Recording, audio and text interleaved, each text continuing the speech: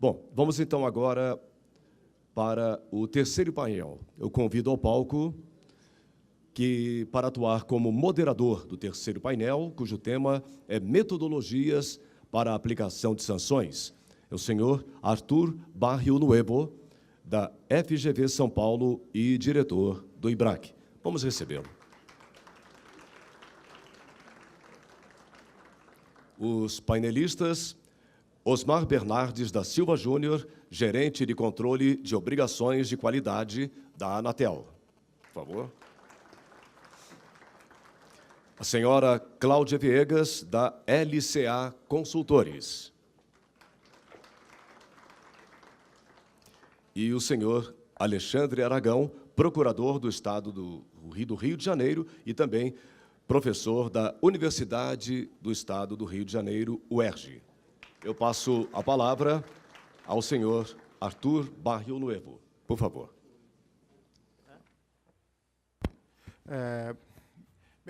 Boa tarde a todos. Em primeiro lugar, eu gostaria de agradecer à Febratel pelo convite gentil. E vamos discutir, então, nesse painel, as metodologias para a aplicação de sanções. Eu acredito que esse é um tema fundamental. O número de processos de multas e os valores em bilhões que são devidos certamente mostram que aí existe algo a ser discutido profundamente por nós todos, sejam economistas, juristas e autoridades regulatórias. Com certeza, né, eu acho que há também aqui implicitamente uma discussão sobre, e que a sociedade tem até levantado muito, que é a questão de avaliação dos efeitos da regulação, né? As políticas de sanção também fazem parte dessas políticas de regulação. E, com certeza, todos temos a ganhar discutindo se a maneira como se tem levado adiante essa política é uma política que maximiza o ganho para a sociedade, seja de consumidores, seja das empresas e da sociedade em geral. Bom, sem mais delongas, eu vou passar a palavra para os nossos painelistas. Apesar da Anatel estar aqui em primeiro, chegamos a um acordo de que a Anatel vai ser a última a falar, então eu vou passar a palavra para a doutora Cláudia Viegas, depois para o doutor Alexandre Aragão e, por fim, para a Anatel, para o doutor Osmar Bernardes. Boa tarde a todos. Agradeço mais uma vez o convite de estar aqui, fazer parte dessa mesa para trazer alguns elementos do ponto de vista econômico para aquilo que já foi discutido ao longo do dia. Então, montei aqui uma apresentação que vai pontuar esse olhar mais do ponto de vista econômico mesmo, os efeitos do que estamos discutindo aqui no ambiente de negócios e no futuro de telecomunicações no Brasil. Eu montei uma apresentação rápida para que a gente possa aproveitar mais o debate, que é a proposta aqui da mesa, vendo a visão também jurídica dos pontos econômicos que eu vou colocar e também a visão do regulador, daquilo que eu vou apresentar aqui como sendo mais uma visão de quem analisa o mercado de telecomunicações.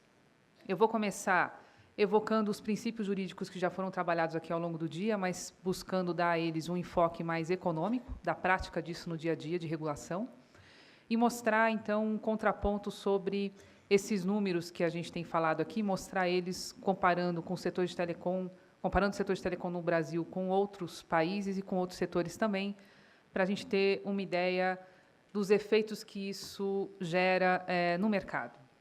Então, vamos lá. O princípio jurídico que a gente tem debatido aqui ao longo do dia é justamente o princípio da proporcionalidade. E, como já foi mencionado pela manhã, é um princípio importante justamente para inibir um eventual excesso que surja dessa discricionalidade técnica que é inerente a todo e qualquer órgão regulador, né? Então, é óbvio que a gente não consegue ter critérios objetivos para tudo aquilo que se regula e a gente precisa ter princípios a seguir para ter um norte comum a todas as normas, a todas as regras que a gente colocar no mercado.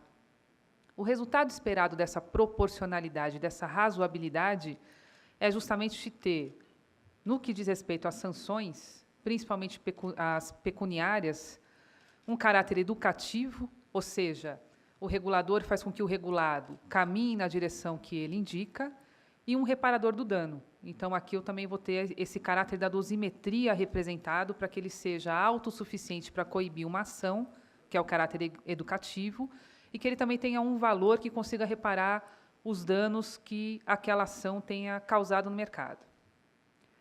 Quando a gente olha, e aqui a gente trouxe um quadro que foi compilado recentemente pelo Tribunal de Contas da União, e a LCA atualizou esses números, para a gente ir pontuando esse princípio na prática, o total de multas aplicadas entre 2008 e 2012, a gente vê que a Anatel ela ocupa aqui nesse quadro comparativo a posição de número 3, com um montante acima de 7 bilhões de multas aplicadas entre 2008 a 2012.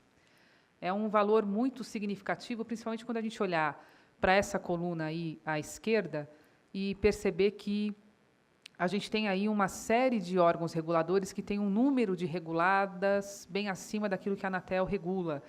E um mercado também muito significativo em termos de amplitude e acesso aos serviços que são por elas regulados. Quando a gente olha o percentual da arrecadação no mesmo período, a gente vê que em torno de 5,4% desse total de multas aplicado é o que foi, de fato, arrecadado. O que nos dá aqui um indício de que a gente pode realmente enxergar uma série de recursos ao longo desses processos que colocam questionamentos sobre a aplicação dessas multas. Então, aqui, para quem está avaliando as regras e a aplicação das regras, também é um indício de que existem discussões aí em andamento que fazem com que haja essa distância, esse gap entre aquilo que é, de fato, aplicado e aquilo que consegue ser arrecadado. Para efeito de comparação, a ANEEL, que também é um serviço universalizado, que também está em todo o território nacional, comparando a Anatel com a ANEEL, a gente tem aí uma distância de 4 vezes entre aquilo que se aplica de multa. Isso, então, quando a gente olha para a Anatel e outros órgãos reguladores no Brasil. Olhando o setor de telecomunicações no mundo, a gente também vê que tem aí uma distância grande. Aqui a gente escolheu o Reino Unido, para comparar com dados de 2012 e para tornar essa comparação representativa, ter aí um parâmetro de comparação melhor, a receita líquida de telecomunicações no Brasil somou 131 bilhões em 2012 e no Reino Unido somou 159 bilhões. Então, tem uma distância, mas não é uma distância tão significativa assim quando a gente compara as multas arrecadadas. No mesmo ano, pela Anatel, foi 40,8 milhões e lá pela Ofcom, 4,2, uma distância aí de cerca de 10 vezes. Né? Então, a gente tem uma distância assim de receita, mas uma distância de multas arrecadadas da ordem de 10 vezes. Quando a gente compara a telecom com outros setores, com outros casos em que são muito noticiados pela imprensa, também chama a atenção para esses critérios que a gente tem na prática. Então, por exemplo, aqui, o caso Google, que foi bastante veiculado na imprensa, aqui a gente está falando do caso Street View, em que houve aí uso de informações privadas, a multa foi de 145 mil euros. No momento da ação, em que não se tinha certeza da intenção desse vazamento de informações, se não tinha lá um dolo por parte do Google, essa multa somaria 300 mil euros. Né? Aí afastou-se essa hipótese, ela chegou à cifra de 145 mil euros. E aqui a gente buscou destacar um caso importante que afeta o meio ambiente, um vazamento de óleo, de petróleo, 60 mil barris de petróleo que contaminou 11 quilômetros de um rio nos Estados Unidos, com efeitos ambientais significativos, e a multa para isso somou 1,7 milhão de dólares. Né? Isso aqui em 2011. Então, esses efeitos comparativos de número vão aí chamando a atenção de fato, é importante a gente olhar para essa metodologia. Né? Ainda mais quando a gente pensa que uma multa ela serve fundamentalmente, ou a visão do órgão regulador é uma visão para o consumidor, quando a gente olha aqui uma pesquisa recente divulgada pela Anatel, saiu agora em abril de 2013, compilando informações que foram colhidas junto ao grande público, justamente no momento em que houve a suspensão de vendas em importantes cidades brasileiras, né, no ano passado, a gente vê que a percepção com relação à qualidade do serviço, ela está entre satisfeito e neutro. Aqui a gente elegeu o serviço de telefonia móvel pré-paga, que responde por 212 milhões de terminais, que é 80% dos celulares ativos no Brasil, e as linhas fixas, para ter esse contraponto também daquilo que é já universalizado no Brasil, 44 milhões de linhas fixas, a gente vê que a satisfação do consumidor ela é relativamente alta. Então, nesse momento, a gente tem esse contraponto, ou seja, uma cifra de multas de 2008 a 2012 na ordem de acima de 7 bilhões, um comparativo internacional que mostra realmente que esses números são significativos, e aqui um contraponto da satisfação do consumidor que não mostra uma fotografia tão gritante assim. Ou seja, é claro que existem pontos a melhorar, e é isso que a gente espera de um órgão regulador que tenha realmente um norte para que as empresas concessionárias e autorizadas possam seguir, mas fica aqui uma sensação de o que será que está acontecendo com as metodologias que nos levam a cifras tão significativas. Olhando isso, a gente gostaria de ressaltar aqui a nossa impressão de que isso pode estar não nas metodologias isoladas em si, ou seja, nas fórmulas em que se calcula o valor da multa em si, mas num regulamento mais amplo de aplicação das sanções administrativas, que é o RASA. Isso porque, quando a gente evoca, para esse caso concreto, o princípio da proporcionalidade, que a gente colocou no primeiro slide, isso vai se materializar aqui no seguinte sentido: essa proporcionalidade tem que ter uma relação entre o valor da sanção, o benefício auferido pelo infrator ou o dano causado ao usuário. Então, eu preciso identificar esse dano e fazer com que essa multa, para que ela tenha o efeito reparador do dano e também o efeito educativo, que ela guarde uma relação com essa proporção. Mas o RASA ele estipula valores mínimos e valores máximos. Então, por vezes, a gente vai identificar essa proporcionalidade com uma certa dificuldade por conta do RASA estipular um valor mínimo, independentemente do dano que a gente identificar. Quando a gente olha para algumas experiências internacionais, no que diz respeito a valor mínimo e a valor máximo, a gente encontra que o valor máximo tem lá uma preocupação premente de preservar a saúde econômica daquele órgão regulado, da entidade regulada, para que ele consiga, de fato, cumprir todas as outras exigências, para além da multa em si. E os valores mínimos, eles não existem. Eles vão ser calculados no caso a caso, para que se possa atender justamente a essa questão da proporcionalidade. Então, os limites mínimos, regra geral, aqui a gente está colocando o Ofcom, a Espanha e o Chile, os limites mínimos eles sempre vão guardar uma relação com o dano causado ou a vantagem oferida. Então, a gente não tem um limite mínimo a priori. A gente vai ter esse limite mínimo no caso a caso. Essa é a regra. Existem exceções a ela, mas a regra geral aplica-se assim. E o porte do infrator, portanto, ele não importa tanto para a definição da multa. O porte do infrator ele vai ser usado muito mais para o limite superior, para que não se fira a saúde financeira da empresa que vai pagar a multa, mas ela não vai guardar uma relação direta com o valor da multa em si, porque o valor da multa vai respeitar o dano causado ou a vantagem auferida. Então, quando a gente vê, por exemplo, o que está em discussão no momento, que já foi mencionado aqui, que é a Consulta Pública 11, a gente percebe que a Consulta Pública 11 ela traz aprimoramentos importantes, sim, que vão nessa linha de conseguir ter uma dosimetria mais adequada, justamente para aplicar nas regras, nas fórmulas matemáticas, atenuantes. No seguinte sentido: se ao longo do caminho o regulado já consegue demonstrar ao regulador uma mudança na sua trajetória, fazendo com que, ao longo de um período, o seu afastamento da meta estabelecida se reduza, a fórmula reage a isso e a gente tem um valor para esse caso diferente do que quando o regulado não tem esse comportamento ao longo do tempo. Então, a gente vê lá aprimoramentos nas fórmulas em que elas começam a incluir, por exemplo, componentes de tendência que buscam captar justamente isso.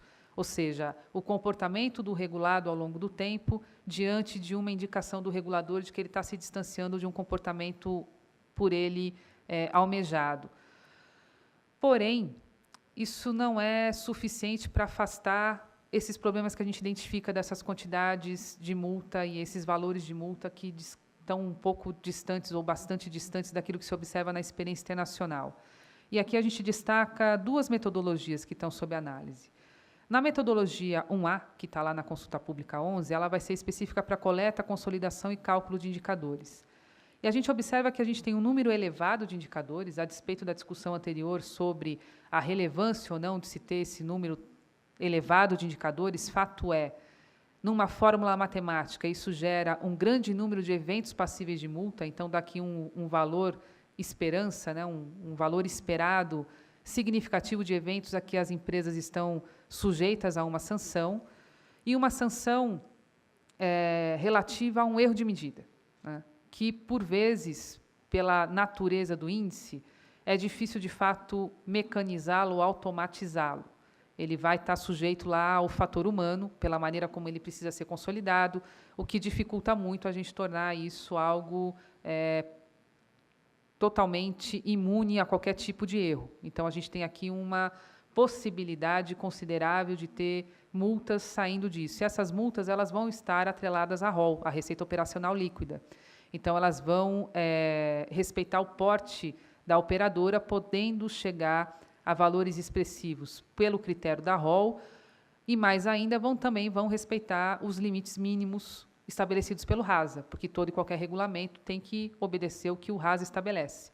Então, mesmo que eu tenha um erro de medida que não gere uma vantagem auferida à empresa, que não gere um dano ao consumidor, é um erro de digitação numa tabela, a gente tem aqui uma regra que vai gerar lá uma multa pecuniária que vai respeitar limites da Receita Operacional Líquida, portanto, vai mudar conforme o porte da empresa, e, mais ainda, estará sujeito aos limites mínimos impostos pelo RASA, que também respondem à ROL e, portanto, podem chegar a cifras altas. Quando a gente olha para a metodologia 1B, e essa sim vai olhar metas de qualidade, ou seja, suponha que eu tenha tido um problema na coleta, e esse problema na coleta tenha falseado um indicador, isso eu tenho coberto aqui na metodologia 1A, mas suponha que, de fato, eu tenha ficado abaixo das metas de qualidade estabelecidas. Isso vai ser pego pela metodologia 1B, ou seja, alguma coisa aconteceu e os meus indicadores ficaram abaixo daquilo que o regulador estabeleceu como meta para a operadora. Aqui é onde a gente identifica essa melhora nas metodologias, em que eu consigo ter essa tendência, fazendo com que a conta possa captar o comportamento do regulador ao longo do tempo. Quanto mais ele se aproxima do comportamento ao longo do tempo, o valor reage, mas, ao mesmo tempo, eu não consigo resolver essa distorção que, do nosso ponto de vista, tem gerado efeitos distorsivos por conta da magnitude da multa, porque eu mantenho a vinculação à ROL e eu respeito os valores mínimos da RASA, né, do regulamento geral a que todos os outros regulamentos de multa estarão sujeitos. E isso é importante? É importante porque afeta muito a percepção como o mercado, em geral, enxerga o ambiente de negócio de telecomunicações. Então, pela primeira vez, de uma maneira mais enfática e recorrente, o mercado financeiro vem apontando o setor de telecomunicações, que sempre foi tido como uma vedete, digamos assim, para aporte de recursos e um lugar interessante e importante para ter investimentos, como um setor que apresenta aí um risco regulatório razoável.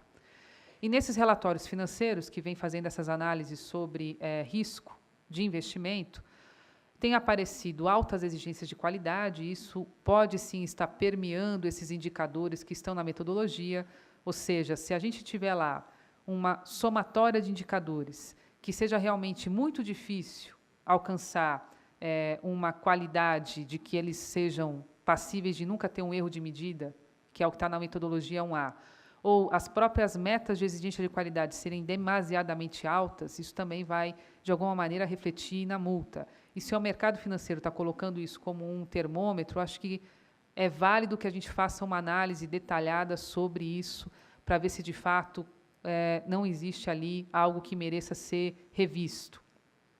Intervenções diretas no modelo de negócios também vem sendo acusado pelo mercado financeiro nas análises de risco. Isso também foi comentado hoje sobre essa dificuldade inerente a todo o setor regulado de assimetria de informação. Mas lidar com a assimetria de informação não necessariamente passa por ter um detalhamento muito minucioso sobre a lógica do modelo de negócio em si. Ainda mais num setor que é altamente mutante do ponto de vista tecnológico, acho que seria uma missão inglória que o regulador tivesse sempre atualizado a todo momento para todas as empresas da maneira como o negócio é gerenciado. Acho que o que o mercado de telecomunicações mostra ao longo do tempo, que os avanços precisam ter como premissa mesmo essa neutralidade tecnológica. Me importa mais atingir a qualidade, as metas de qualidade, as metas de acesso, do que a maneira como cada operadora vai desenhar seu caminho para chegar ali. E aí é que está a arte mesmo dessa modelagem regulatória, para que a gente não se perca nos detalhes e consiga dar um adequado direcionador para que o consumidor consiga ser beneficiado com um acesso ampliado desse serviço a um custo mais baixo possível. Isso passa por inovação tecnológica, que é muito volátil, muito rápida, e aí vai ser muito difícil a gente tentar regular olhando o modelo de negócio em si, né? E até prejudica o próprio ambiente concorrencial, porque as empresas operadoras, elas estão sujeitas a uma competição acirrada. O Brasil tem um número grande de operadoras. Quando a gente olha indicadores sobre níveis de concentração, a gente vê mesmo que o Brasil tem um nível de concentração abaixo do que a gente observa em outros mercados, e competição, concorrência, passa por inovações, inclusive inovações no que diz respeito ao modelo de negócios. E, por fim, o último item que o mercado tem apontado como um fator preocupante é justamente o número de valores, o número e valores de multas que vêm sendo aplicadas e que vêm sendo muito discutidas, né, que tem elevado, como já discutimos hoje aqui também, o nível de judicialização do setor, né, e isso gera aí prejuízo ao ambiente de negócio, porque traz incertezas à maneira como as atividades são feitas. O que fazer? E aí eu também acho, como disse o Levi na abertura do evento, que sim, estamos otimistas. Em que sentido? O regimento interno da Anatel, recentemente publicado, ele traz ali como explicita um condão que já vem sendo a prática da agência reguladora, que vem fazendo audiências públicas que enriquecem muito o processo de consulta pública. Então, a gente poder ir até o órgão regulador e, no momento em que a consulta pública está em andamento, poder discutir e apresentar, antes mesmo de formular as nossas manifestações por escrito, ter esse momento de fazer contribuições orais, isso é vital para o processo, e compõe o que se chama aí de lógica de análise de impacto regulatório, que nada mais é. Esse termo tem sido muito usado, e aí a gente fica até com medo que ele cria aí uma sensação de panaceia, que ele vai resolver todo e qualquer problema. No fundo, é legitimar processos que já estão em andamento e dar a eles uma roupagem um pouco mais ampliada no seguinte sentido. Quando a gente analisa, por exemplo, a consulta pública 11, do que eu falei aqui, ela não se esgota nasquelas metodologias que lá estão. Ela forçosamente passa por outros regulamentos, ela forçosamente passa por outras regras que não estão esgotadas ali na consulta pública 11. Então, se parte dos efeitos negativos que a gente aponta, eles vão ter resposta em outros regulamentos, é legítimo que o regulador possa rever isso a cada momento. E é isso que uma análise de impacto regulatório busca fazer, é uma análise integrada dos regulamentos em tela, ou seja, se eu estou mudando uma regra, ela gera efeitos de segunda ordem em outras regras que já existem, e eu preciso ter essa análise de custo-benefício de uma forma completa. Em que sentido? Completa no sentido dos regulamentos, ou seja, olhar para as metodologias dos cálculos da sanção em si, olhar para o RASA, olhar para os próprios regulamentos de qualidade. Então, sim, acho que é legítimo que o regulador possa refletir sobre a necessidade desses indicadores, da quantidade que eles estão sendo cobrados e postos, se não há ali nenhuma sobreposição, alguma simplificação que possa ser colocada, que inclusive alivie o próprio custo regulatório, que isso é um resultado que se espera de uma análise de impacto regulatório, ou seja, que eu possa otimizar a regulação dos dois lados, do lado do regulado, do lado do regulador. É isso que se pretende também na análise de impacto regulatório quando se olha a outra ponta, que são todos os agentes envolvidos. Aí passa pelo consumidor, ou seja, eu preciso, sim, garantir ao consumidor serviços cada vez mais disponíveis em sentido amplo, ou seja, cobertura e acesso. Então, preço é uma variável que importa, dar condições para que ele chegue de maneira acessível é importante, sim. as concessionárias e as operadoras, para que elas tenham as ferramentas adequadas para cumprir isso, e o próprio regulador, para que ele também não fique assoberbado num custo regulatório que lhe roube muita energia a ponto dele não conseguir ali fazer outros esforços que atendam de uma maneira até mais completa o consumidor. Então, o que eu gostaria de colocar em debate aqui são essas contribuições, ou seja, uma discussão regulatória naquilo que diz respeito à sanção, dificilmente vai se esgotar numa metodologia única. É importante que a gente tenha essa visão ampliada e que o próprio regimento interno da Anatel coloca de maneira explícita ao dizer que as análises seguirão e seguirão cada vez mais a análise de impacto regulatório. Fico completamente à disposição. O trabalho que a gente fez para a Consulta Pública 11 está disponível no site da própria Anatel, porque foi colocado como consulta pública. Se alguém quiser qualquer detalhe a mais que a gente não possa discutir aqui, eu já estou, desde já, à disposição. Agradeço muito o convite e fico à disposição para a gente debater mais. Obrigada.